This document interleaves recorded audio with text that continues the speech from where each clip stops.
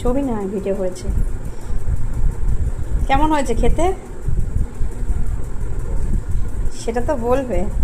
ভালো হয়েছে, দারুণ, নাইস, বিউটিফুল। শাশুড়ি বাজার করতে বলেছে, যেতে বলেছিল, যেতে পারিনি আমরা যেহেতু ঘুরতে এসেছিলাম না। আমরা ঘোরার থেকে এসে এই সবে এসেছি, তো সেই কারণে ওটা আমি পরে পোস্ট করব অবশ্যই। তো যাই হোক, তো মায়ের যেটা মা আমাকে বলেছিল, তো তার জন্যই বন্ধুরা আমি আজকে বাড়িতে ওইভাবেই রান্না করেছি। মা যেভাবে ইলিশ মাছ ভাপা করে ওইভাবেই করেছি। তো রান্নার রেসিপিটা দিয়েছিলাম, আর সকালবেলা ও তাড়াতাড়ি করে খেয়ে গেছিলো। এই যেটুকুনি পেরেছি করেছি। তোমার কেমন হয়েছে? ভালো লেগেছে?